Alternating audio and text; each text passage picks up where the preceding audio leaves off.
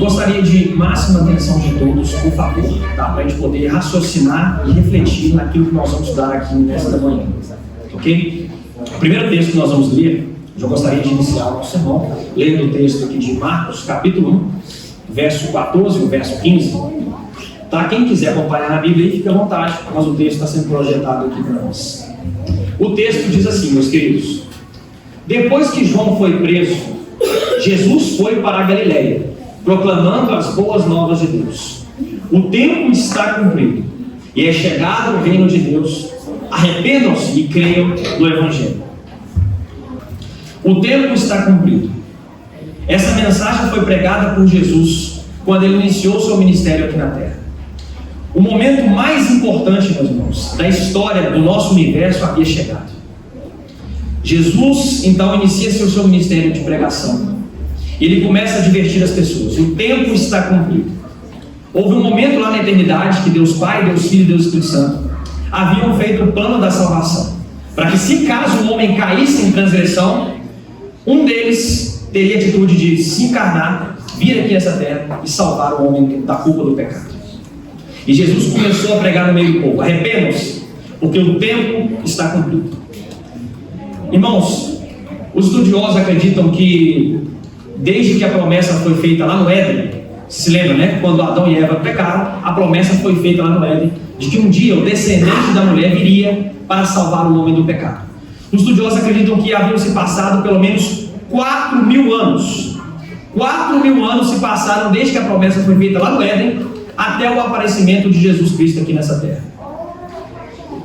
Tem um pregador que sinceramente eu não concordo com tudo que ele prega, que ele ensina, mas ele disse que uma coisa interessante, o nome dele é Billy Graham. Certa vez ele afirmou que o maior acontecimento da história do universo não foi o homem subir e pisar na lua, mas foi Deus descer e pisar na terra. Amém. Amém ou não, irmãos? Amém. O Deus encarnado agora estava aqui no meio de nós, pregando: arrependam-se, pois está próximo o reino dos céus. O tempo está cumprido. O tempo foi cumprido ali de forma categórica. Mas eu gostaria de ler um texto da Ellen White com vocês, que está aqui no livro Grande Conflito, na página 314.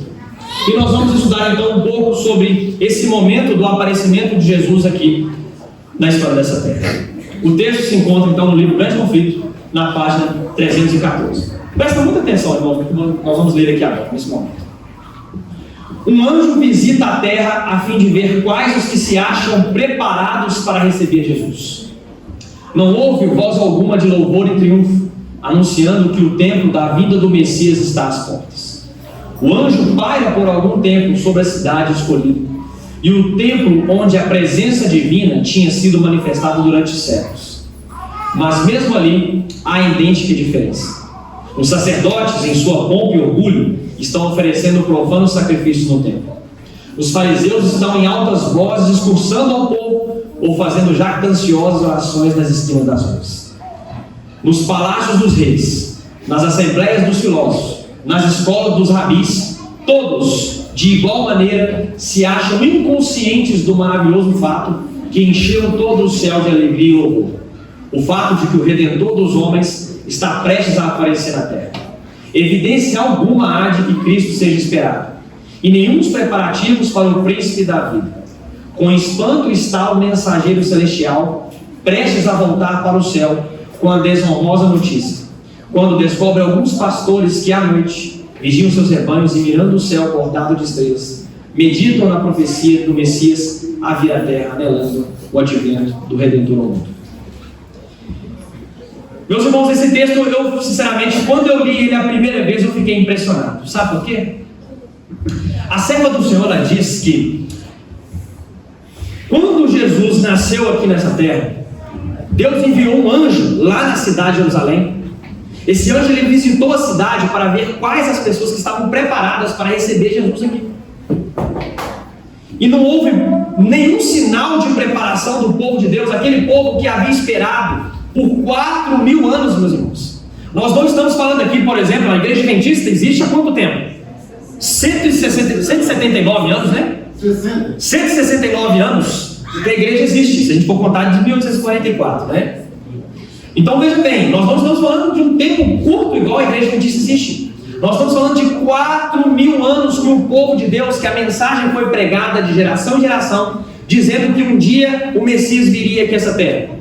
Eu não sei se vocês já leram lá no livro do Deserto das Nações, mas a serva do Senhor, ela diz que quando Eva teve o seu primeiro filho, Caim, ela acreditou que aquele seria o Salvador. Mas a promessa não foi cumprida em Caim. Então ela teve Abel. E Abel também não era o Messias. E ela teve também Sete, e Sete também não era o Messias. E de geração em geração, todas as mulheres do povo de Deus, elas aguardavam o Messias, acreditando que o filho delas seria o Messias. Se passaram 4.000 anos, irmãos, que o povo de Deus esperou Jesus. Mas quando Jesus nasceu aqui nessa terra, vocês leram aqui o texto, ninguém estava preparado. Irmãos, ninguém estava preparado para receber Jesus quando ele veio aqui a primeira vez nessa terra.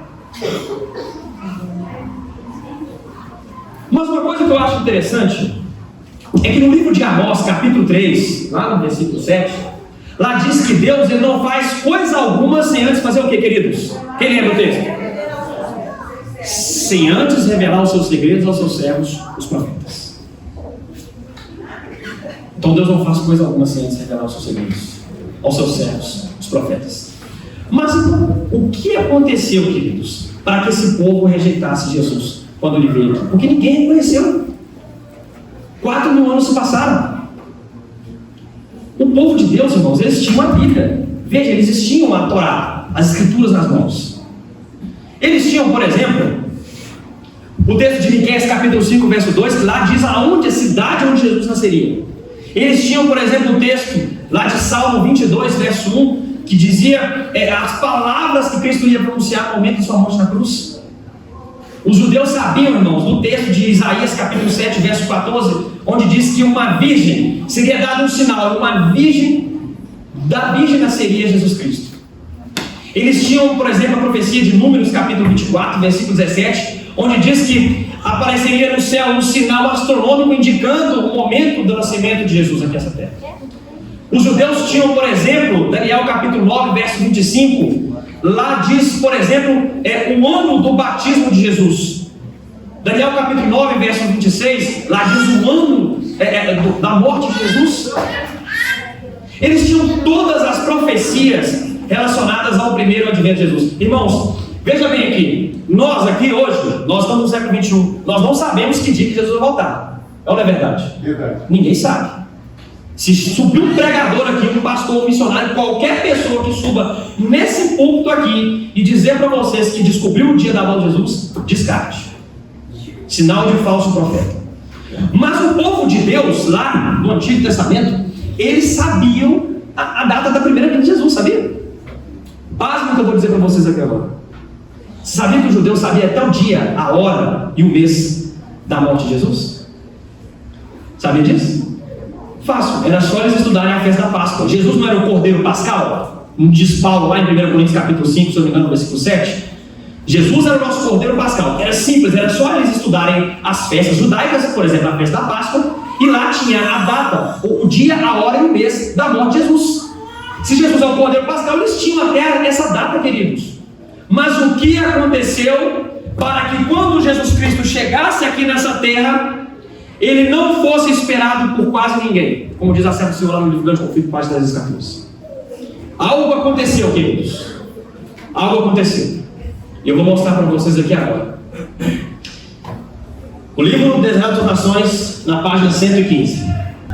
Quando foi dada a palavra escrita de Deus, Satanás estudou as profecias concernentes ao advento do Salvador.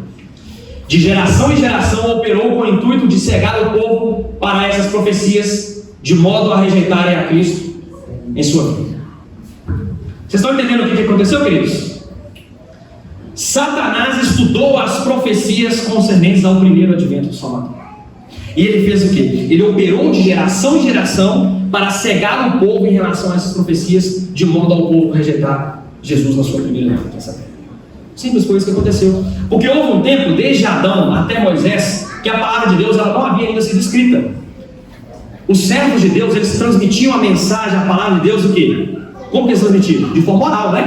De geração em geração. Noé pregava, os outros patriarcas, Enoque pregava, e é assim que acontecia. Mas houve um momento, irmãos, que Deus ele entendeu que era necessário escrever a palavra de Deus, a palavra dele. E de Moisés em diante, os profetas foram escrevendo as profecias, foram escrevendo a palavra de Deus. E quando as profecias foram escritas, as profecias de Isaías, de Jeremias, de Daniel, os salmos, todas as profecias, sabe o que Satanás fez? Ele estudou as profecias, ele operou de geração em geração, para que quando Jesus Cristo pisasse aqui nessa terra, o povo rejeitasse ele. Aquilo que era o povo de Deus está fazendo, que era estudar as profecias, o diabo fez. Então o diabo sabia. Quer que eu prove para vocês que o diabo sabia a data da primeira vinda de Jesus aqui nessa terra?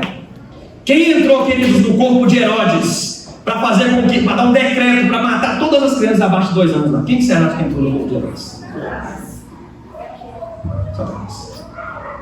Porque ele estudou de geração em geração. Ele operou de geração em geração. Ele estudou todas as profecias. Por isso, irmãos, eu fico triste. Eu, sinceramente, hoje, eu fico triste quando eu vejo um adventista dizendo, tá, que não gosta de estudar as profecias. Eu acho difícil de estudar a profecia, irmãos. Não tem desculpa para nós hoje, o povo de Deus. Sabe por que não tem desculpa? Quando eu leio lá no livro de Apocalipse, besta que sobe do mar, e eu acho difícil de interpretar isso, sabe o que eu faço? É só ir lá no livro do Grande Conflito. E a serva do Senhor disse que a Igreja Católica é apostólica. Quando eu leio lá no livro de Apocalipse, besta que sobe da terra, e eu acho muito complicado de entender o que é isso, simples, é só ir lá no livro do Grande Conflito. Estados Unidos da América. Quando eu acho difícil entender, por exemplo, Apocalipse capítulo 10, um livro pequeno, um anjo comendo, e era doce na boca, mas quando chegou no estômago ficou amargo. Simples, irmãos. É só eu ir lá no livro do Grande Conflito e a serva do Senhor diz para mim que é um livro de Daniel, um livro pequeno, que quando ele foi comido, ou seja, quando ele foi estudado, e os bilheritos acharam a volta de Jesus, mas na verdade eles sofreram um grande desapontamento. Irmãos, nós não temos desculpas. O diabo, nosso inimigo, ele estuda as profecias. Por que nós, hoje, do povo de Deus, dizemos que não conseguimos entender a profecia e estudar? Mas então, qual foi o plano? Depois de ter encontrado a data da primeira vinda de Jesus aqui essa terra, qual foi o plano que o diabo teve para poder, irmão, para poder corromper os judeus, o povo de Deus, para que eles não aceitassem Jesus quando ele viesse aqui na terra? Ele elaborou um plano. Eu quero pedir a vocês agora máxima atenção, por favor, que agora nós vamos estudar qual foi o plano que o diabo teve para poder corromper os judeus, para eles não aceitarem Jesus quando ele viesse aqui na terra. Máxima atenção a todos. Nós vamos ler agora o livro. O texto se encontra no livro Desejar das Nações, na página 299. Vamos ver. Ao sentar-se o povo na verdejante encosta, aguardando as palavras do Divino Mestre, tinham o coração cheio de pensamentos quanto à glória futura. Havia escribas e fariseus que esperavam o dia em que lhes seria dado domínio sobre os odiados romanos e possuísse as riquezas do grande império do mundo. Os pobres camponeses, os pescadores, esperavam ouvir a certeza de que suas míseras choças, o escasso alimento, a vida de árduo labutar e o temor da necessidade deviam ser trocados por mansões onde reinassem abundância e dias de sossego. Segue o texto. Em lugar da ordinária vestimenta que os abrigava de dia e do cobertor que os agasalava à noite, esperavam que Cristo lhes daria os ricos e custosos trajes de seus conquistadores. Todos os corações tremiam a orgulhosa esperança de que Israel seria em breve honrado ante as nações como os escolhidos do Senhor, e Jerusalém exaltada como a sede do reino universal. Agora, muita atenção no que está aqui destacado em amarelo. Cristo decepcionou essa esperança de mundana grandeza. No Sermão do Monte, procurou desfazer a obra da falsa, o que, queridos? Está escrito aqui? Falsa educação, dando a seus ouvintes o conceito exato de seu reino, bem como de seu próprio caráter. O texto foi grande, mas eu acho que vocês entenderam. Qual que era o problema do povo de Deus, irmãos? Falsa Falsa educação. Falsa educação. Irmãos, quando o diabo estudou a Bíblia, quando ele estudou as profecias, ele conseguiu achar a data da primeira vinda de Jesus. Ele entendeu. Eu preciso corromper esse povo através de um método. Sabe qual é o método? Falsa educação. O povo foi falsamente educado. Vocês perceberam aqui? Jesus estava lá no Sermão do Monte. Quando ele começou a proferir as palavras do Sermão do Monte, ele procurou desfazer a obra da falsa educação que havia no povo judeu. A esperança do povo de Deus estava na onde, irmãos? No céu ou na terra? Diante do texto que vocês acabaram de ler. Na terra. A esperança estava na terra. Irmãos, quando Jesus chegou no meio do povo, quando ele chegou lá no Sermão do Monte, quando ele começou a proclamar a sua mensagem, bem-aventurados são os misericordiosos, os mansos, os humildes, aquele que bater na sua face direita, entrega também a esquerda. Se alguém lhe exigir a manga, entrega também a capa. Quando Jesus começou a proclamar esse tipo de mensagem, meus queridos, os judeus estavam ali sentados no Sermão do Monte, ouvindo aquele homem que nasceu num curral, filho de carpinteiro, que não tinha nem aonde reclinar a cabeça. Quando ele começou a pregar esse tipo de mensagem, sabe o que os judeus fizeram? Decepcionaram. O povo de Deus ficou decepcionado com Jesus Cristo. Porque, irmãos, Jesus ele não atendia as expectativas do povo. Jesus ele não atendia as expectativas do povo. O povo estava esperando quem, queridos? Um general, um estrategista, um homem de guerra que fosse marchar na frente das tropas de Israel para poder vencer os odiados romanos. Foi isso que você acabou de ler no texto. Não fazia muito tempo, meus queridos, que o povo de Deus, os judeus, eles tinham ouvido as palavras, as histórias, por exemplo, de Alexandre o Grande, um grande general grego ali, que marchou à frente das tropas gregas e foi guerrear contra vários povos, conquistando terras. Ainda estava vivo na mente do povo, por exemplo, a história de Júlio César. Foi um grande general romano também, que conquistou várias terras para o Império Romano. E o povo estava esperando um general na linhagem de Alexandre o Grande, Júlio César e, por exemplo, de Davi, que era um grande guerreiro. E Jesus ele não atendia as expectativas do povo. Através de um método de falsa educação, o diabo conseguiu corromper os judeus. Eles foram falsamente educados, para que quando Jesus chegasse aqui a essa terra, eles olhassem as mensagens deles, olhassem para ele e falassem: esse daí não é o nosso Messias. Não é esse o Messias que nós estamos aguardando. Eu gostaria de mencionar para vocês algo interessante também relacionado a esse assunto. Os irmãos já devem ter visto ou já devem ter estudado sobre isso, né? Ou já devem ter visto algum dos nossos teólogos aí explicando sobre um período chamado na Bíblia de período intertestamentário. Todo mundo lembra desse período chamado intertestamentário? Nós sabemos que a nossa Bíblia tem 2 testamentos, o Primeiro Testamento e o Segundo Testamento. Então esse período chamado pelos teólogos de intertestamentário é um período que está entre o Antigo e o Novo Testamento, né? Ali nós cremos que o último profeta de Deus foi Malaquias, e depois a mensagem foi dada novamente ao profeta João Batista. Então nesse período aí de 400 anos, acredita-se, que se passaram 400 anos, é conhecido dentro da teologia como o período intertestamentário. Irmãos, eu gostaria de fazer uma pergunta para vocês aqui agora. Nós sabemos que vários impérios mundiais, se a gente estudar ali no livro de Daniel, a gente encontra, vários impérios dominaram o mundo naquela época. Mas qual império que dominou a maior parte do período intertestamentário? Quem se arrisca a dizer, queridos? Não foi o Império Romano. Quase vocês acertaram. Foi um outro império aí, bem próximo dos romanos. Quem se arrisca a dizer? O Império Grego. O Império Grego foi o império que dominou a maior parte do período que nós conhecemos como período intertestamentário. Os gregos, meus irmãos, no comando de Alexandre o Grande, eles conseguiram dominar praticamente todo o mundo antigo daquela época. Alexandre o Grande era um grande general, por isso que é chamado de Alexandre o Grande, porque ele era um grande general de fato. Aos 33 anos, esse homem, ele conseguiu conquistar quase todo o mundo antigo da época. Esse homem, ele era um verdadeiro estrategista. Era um homem que comandava tropas, era um homem extremamente calculista e inteligente. Ele teve uma ideia que nenhum outro general antes dele havia tido. Sabe quem que Alexandre o Grande, com quem que Alexandre o Grande estudou? Simplesmente, nada mais nada menos que um homem chamado Aristóteles, um dos maiores filósofos de todos os tempos. Então Alexandre o Grande ele estudou com Aristóteles, e por isso que ele foi muito educado, né, na cultura grega, no pensamento grego, na filosofia grega. E ele teve uma ideia, porque antes, naquela época, como que eram feitas as coisas?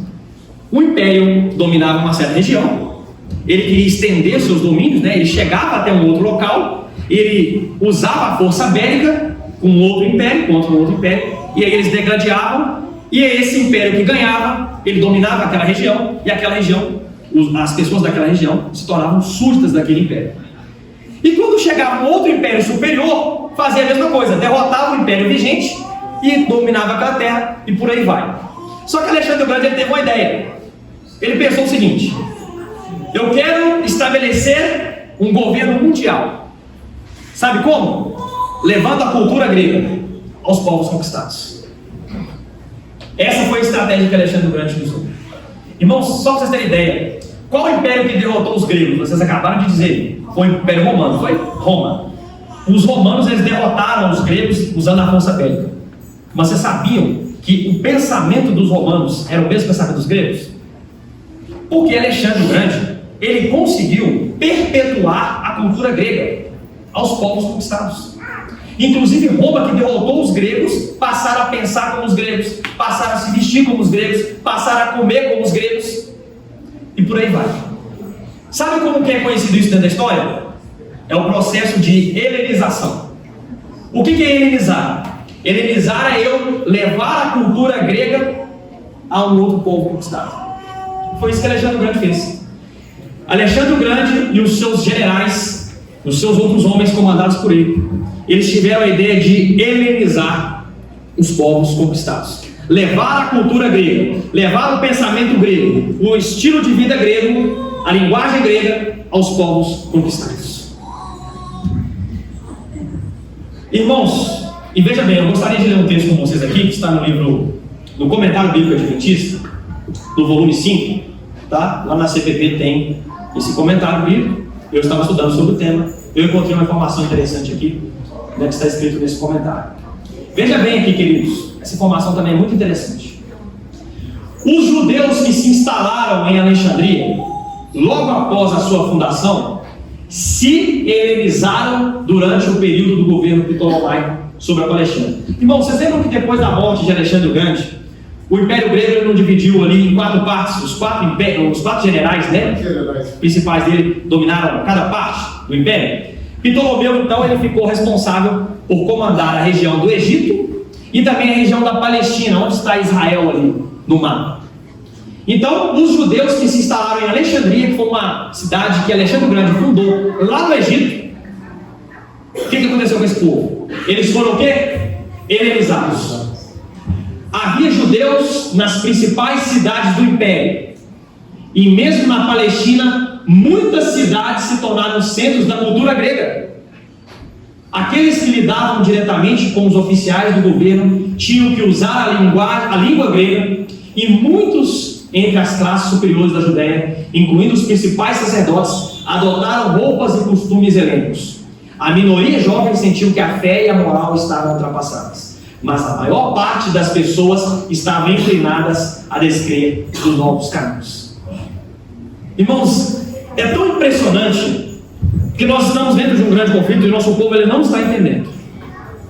Quando o diabo estudou as profecias e ele entendeu até o momento da primeira vinda de Jesus aqui nessa terra, ele utilizou os gregos para trazer uma falsa educação ao povo de Deus, ao povo judeu, e o povo de Deus então foi helenizado.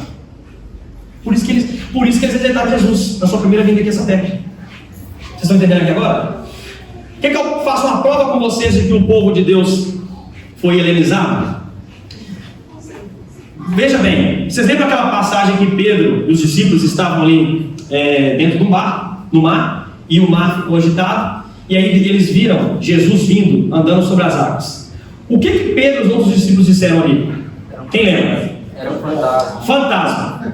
Tá, fantasma. Veja bem, fantasma. E o que significa a palavra fantasma, queridos? Uma entidade imaterial que sobrevive fora do corpo, não é verdade? Quem que começou a ensinar isso? Sócrates e Platão. Os filósofos gregos. Então os gregos começaram a ensinar que quando o indivíduo morre, sai uma entidade imaterial que sobrevive fora do corpo, chamada alma. Os gregos passaram a ensinar isso. Nesse período aqui, do período intertestamentário,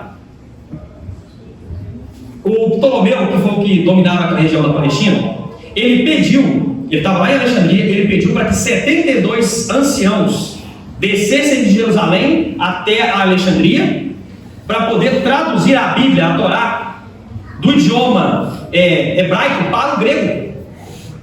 E é conhecida uma das Bíblias mais respeitadas dentro da teologia hoje, irmãos, que é a Septuaginta. Nesse período, irmãos, os judeus eles foram helenizados. Eles desceram até Alexandria para aprender o idioma grego, para aprender o estilo de vida grego, e eles passaram a pensar, a comer e se vestir como os gregos. Foi nesse período, foi essa estratégia que Satanás utilizou para poder corromper o povo de Deus. Eles foram helenizados. Agora, até os discípulos de Jesus, queridos, até os discípulos de Jesus, eu vou provar para vocês aqui agora que eles foram também helenizados. Vamos ler aqui um texto de Atos capítulo 1, verso 6. Veja o que diz o texto de Atos capítulo 1, verso 6. Muita atenção. Aqueles, pois, que se haviam reunido, perguntaram-lhe dizendo: Senhor, restaurarás tu nesse tempo o reino a Israel? Irmãos, a última conversa que nós temos na Bíblia de Jesus com os seus discípulos, e veja bem aqui, Jesus, quando ele ressuscitou, ele ficou quanto tempo com os discípulos? 40 dias.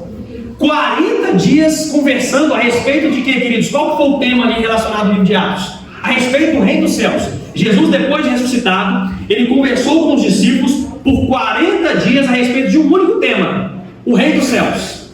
Veja, é praticamente um tempo de uma faculdade, né? 3 anos e meio que os discípulos andaram com Jesus. Nesse tempo aqui, Jesus já tinha dado provas suficientes que ele era Deus, porque ele havia ressuscitado. Jesus conversando 40 dias com os discípulos a respeito de um único tema. E agora eles fazendo um super intensivo de 40 dias. E sabe qual foi a última pergunta que os discípulos fizeram para Jesus aqui quando eles estiveram nessa terra? Antes de ser assunto ao céu? Senhor, você vai restaurar o reino de Israel agora ou não? Não entenderam nada. Sabe o que é isso aí? Fruto da falsa educação grega. Vocês estão entendendo agora? Porque os gregos, irmãos, eles pensavam que nessa terra eles cultuavam o corpo, eles adoravam vários outros deuses, eles começaram a ensinar a imortalidade da alma. Os gregos queriam dominar o mundo na cultura, no pensamento, e os judeus foram helenizados. Pasme o que eu vou dizer para vocês aqui agora. Até o profeta do Senhor sabia, diz que até João Batista, que a Bíblia diz que é o maior de todos os profetas, sabia que até ele foi corrompido?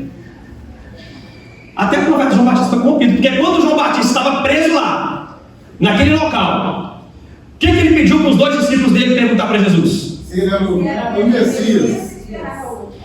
Se ele era o Messias verdadeiro ou se nós tínhamos que esperar outro. Porque veja bem, João Batista ele pregou sobre a mensagem do Reino dos Céus. Ele batizou Jesus, ele pregou sobre a verdade, ele foi preso porque estava pregando a verdade, e nada estava acontecendo até aquele local, até aquele horário. Porque Jesus estava lá pregando e nada, os romanos ainda estavam dominando a Palestina. O que João Batista pensou? Então, cadê o Messias que nós estávamos esperando? Cadê o general, o estrategista de guerra para poder nos tirar das garras dos romanos? E olha que João Batista ele foi morar lá com os essênios, lá no deserto. Até o profeta do Senhor, que se retirou para morar lá no deserto, porque ele acreditava que os judeus que estavam ali em Jerusalém estavam todos corrompidos. Até o profeta do Senhor, irmãos, foi corrompido. Porque até João Batista estava esperando restaurar o reino aqui, quando Jesus veio aqui essa terra. Mas eu digo para vocês, indo para a fase final agora da nossa mensagem, eu sempre digo para as pessoas que eu estou dando estudo bíblico, e para as pessoas que eu converso, né, em geral, eu sempre digo o seguinte, que quando o diabo ele estuda uma estratégia, e agora eu queria que vocês prestassem bastante atenção nisso que eu vou falar agora. Quando ele estuda uma estratégia e ele executa e ela deu certo, ele não precisa de mudar. O que ele tem que fazer? aprimorar. Somente isso. Através do método de falsa educação grega, Satanás conseguiu corromper os judeus e eles rejeitaram Jesus na sua primeira vinda aqui essa terra. Ele precisava de elaborar um plano, melhor dizendo, aprimorar esse plano que ele teve. Os judeus foram aculturados. Ele precisava de elaborar um plano agora para poder destruir o cristianismo e a igreja de Cristo aqui nessa terra. Eu vou ler com vocês aqui agora o que está escrito no livro O Grande Conflito, na página 50. Muita atenção aqui agora, queridos, o que você vai ler aqui agora. Livro O Grande Conflito, página 50. Veja bem, essa mútua transigência entre o paganismo e o cristianismo resultou no desenvolvimento do homem do pecado, predito na profecia como se opondo a Deus e exaltando sobre ele. Aquele gigantesco sistema de religião falsa, ela está dizendo aqui que um sistema gigantesco de religião falsa, que misturou o paganismo com o cristianismo, é o que, meus irmãos? É a obra-prima do poder de Satanás. Obra-prima. Monumento de seus esforços para sentar-se sobre o trono e governar a terra segundo a sua vontade. Para conseguir proveitos e honras mundanas, a igreja foi levada a buscar favor e apoio dos grandes homens da terra. E assim, rejeitando Cristo, foi induzida a prestar obediência ao representante de Satanás. Queridos, não é eu que estou dizendo, o que você está lendo aqui? Quem é o representante de Satanás que a serva do Senhor está dizendo aqui na terra, queridos? O bispo de Roma. O bispo de Roma. Irmão, se eu estivesse pregando isso aqui na Idade Média, o que ia acontecer comigo? Agora. Fogueira, né? Vocês estão estudando aí sobre o Domingo de Esperança, né? Os mártires, o que ia acontecer com os mártires? Se eu estivesse pregando isso aqui na Idade Média, meus queridos, fogueira, estrangulado, decapitado, qualquer outra coisa que você imaginar de tortura iria acontecer comigo. O representante de Satanás aqui na terra, queridos, é o bispo de Roma. Os irmãos sabem o que é a obra-prima a obra-prima do poder do diabo aqui na terra? O que significa a obra-prima? Para começar, quando você, por exemplo, você está ali analisando as obras de um determinado pintor, aí tem vários quadros ali daquele pintor. Aí você bate no olho em um daqueles quadros e você fala assim: nossa, essa aqui é a obra-prima desse determinado pintor. O que você está querendo dizer com isso? Perfeita. É a perfeita, a melhor obra. É a melhor obra de todas. Sabe qual que era a melhor obra? A maior obra do diabo aqui na terra, queridos? É o sistema católico apostólico romano. A igreja católica. A maior, não é eu que estou dizendo aqui, é o que o Espírito de Profecia está dizendo. A maior obra do diabo aqui na terra. Então Satanás ele conseguiu corromper os judeus através do método de helenização. O pensamento dos gregos foi introduzido nos judeus. Ele aprimorou a ideia. A maior obra que ele teve aqui na terra, sabe qual foi? Instalar e desenvolver um sistema católico apostólico romano. Irmãos, isso aqui foi para destruir a igreja de Cristo aqui, ó. Vocês viram aqui no texto? A igreja foi levada a buscar favor e apoio dos grandes homens da terra. Subiu ao estado. Quer que eu prove para vocês que hoje, aqui ó, nós estamos aqui dentro da igreja de Jerusalém. Quer que eu prove para vocês aqui que um dia vocês foram romanizados? Os judeus foram helenizados lá no primeiro século. No primeiro século, quando Jesus apareceu nessa terra. E eu vou provar para vocês aqui agora que vocês um dia foram romanizados. Quer que eu faça o teste ou não? Quem quer que eu faça o teste? Vou fazer um teste com vocês aqui então. Beleza. Levante a mão para mim, por favor. Seja sincero, tá? Comigo e com Deus e com a igreja. Levante a mão para mim, por favor. Quem um dia acreditou que quando morre um indivíduo sai uma alma de dentro dele, esse indivíduo foi ímpio, foi ruim, sai uma alma de dentro dele e vai para o inferno, queimar eternamente no lago de fogo? Quem acreditou nisso um dia, levanta a mão, por favor. Olha aí. Tá vendo? Quem é que um dia já fez a seguinte oração: Ave Maria, cheia de graça, Senhor é convosco. Olha o tanto de gente romanizada, tá vendo? Eu também fui, eu era católico. Romanizada, a desgravatura ali. Vocês foram romanizados. Quem um dia já acreditou que domingo não é dia de trabalhar, não, a gente fica em casa descansando, levanta a mão, por favor. Olha o tanto de gente. Sabe o que é isso aí? Fruto de uma falsa educação. Vocês foram romanizados. Eu também fui romanizado no dia. Vocês estão entendendo agora o nosso sermão? Por favor, todo mundo está entendendo? No primeiro advento de Cristo aqui nessa terra, o diabo estudou as profecias e corrompeu os judeus com o pensamento grego. E ele viu que isso deu certo. Eu preciso agora destruir a igreja de Cristo para que eles rejeitem Jesus na sua segunda vinda. Sabe qual foi a ideia dele? Aprimorou a ideia. Então ele criou um sistema católico apostólico romano para destruir a igreja de Deus em Cristo. Os irmãos estão entendendo agora por que a única coisa que João viu lá no Apocalipse, ele foi espantado, foi a igreja? A prostituta?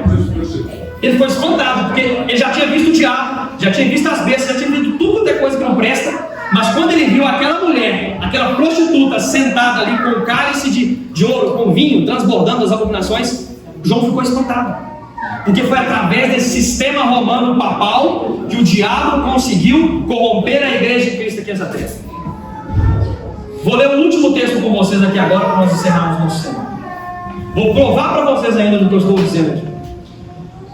A serva do Senhor, aqui no livro Testemunhos para Ministros e Obreiros Evangélicos, na página 474, ela relata uma reunião que o diabo teve com os demônios para poder elaborar alguns planos para destruir o povo de Deus aqui agora no tempo presente. Veja bem o que diz o texto. Eu peguei só uma parte do texto. Presta muita atenção aqui agora. Vamos lá. Isso aqui é o diabo dizendo, tá, queridos? Levamos a igreja romana a infligir prisão, tortura e a morte àqueles que recusavam a seguir os seus decretos. Os irmãos lembram o que aconteceu com o John Hus, Jerônimo de Praga, e o Lutero e todos os outros reformadores, os valdenses? Aqui, ó. O diabo que estava por trás da igreja católica fazendo aquilo ali, queridos. E agora que estamos pondo as igrejas protestantes e o mundo em harmonia com esse braço direito de nossa força, finalmente teremos uma lei para exterminar a todos que não se submeterem à nossa autoridade. Quando se fizer de morte a penalidade da violação do nosso sábado. Qual que é o sábado do diabo, queridos? O que ele está dizendo aqui? Qual que é o sábado dele? O domingo. Quando se fizer de morte a penalidade da violação do nosso sábado, então muitos dos que agora estão nas fileiras dos observadores dos mandamentos de Deus passarão para o nosso lado. Está vendo aí agora? Os irmãos têm dúvida? Não restou nenhuma dúvida, né? O maior plano do diabo aqui na terra é a igreja católica apostólica. Irmãos, agora eu quero ser bem sincero com vocês aqui. Todos, tá?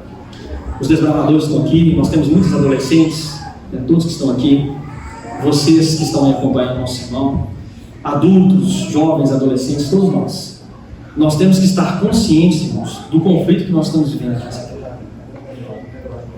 Deus tem um chamado para mim e para você. Assim como Jesus ele veio para desfazer a obra da falsa educação grega, quando ele estava lá no Sermão do Monte, ele levantou uma igreja para desfazer a obra da falsa educação romana no nosso tempo. A igreja adventista do sétimo dia, irmãos, existe com um único propósito aqui nessa terra. Sabe qual? Restaurar as verdades da palavra de Deus. Amém ou não? Amém. Amém? Os irmãos parecem que não tomaram café da manhã hoje. Vamos ficar mais alegres ali. Irmãos, eu dou glórias a Deus que eu descobri essa mensagem. 7 anos que eu estou nessa igreja, irmãos. E essa é a igreja verdadeira. Essa é a igreja que Deus instituiu aqui na terra para restaurar as verdades da palavra dele. Nós precisamos de ter consciência daquilo que nós estamos enfrentando, queridos. Nós estamos dentro de um grande conflito. Nós temos um inimigo, um estrategista que está simplesmente querendo destruir a minha e a sua vida. E Deus conta comigo e com você nessa obra. Não vem desculpar, irmão, eu sou muito jovem, eu não consigo ler a Bíblia, eu sou desbravador. Irmãos, Jesus Cristo tinha 12 anos quando ele começou a debater lá no templo contra doutores da lei. Imagina só, um exemplo aqui, imagina Jesus, uma criança de 12 anos discutindo sobre teologia com o Leandro Quadros e o Rodrigo Silva. Era isso que estava acontecendo na época, sabia? 12 anos. Aqui, ó, vocês têm aí 10 anos? 12? 11 aqui. Vocês dois, aqui, ó, você, imagina só. Como é que é seu nome? Rian, né? Imagina o Rian, irmãos, debatendo com o Rodrigo Silva, sentado. Então, não é assim, sabe? A Bíblia fala assim. Só para vocês terem ideia, não tem desculpa para nenhum de nós, irmãos. Nem para adolescentes, nem para jovens, nem para adultos, não tem não. Nós temos os escritos da serva do Senhor aí, nós temos as profecias, nós temos todo o conhecimento, e nós não existimos para fazer peso aqui nessa terra. Nós existimos para restaurar as verdades da palavra de Deus que foram lançadas por terra através desse sistema falso de educação religioso que é a Igreja Católica Apostólica. Amém, irmãos? Amém. Que Deus seja louvado. né, através das nossas vidas, nós possamos cumprir o propósito de restaurar as verdades de Deus.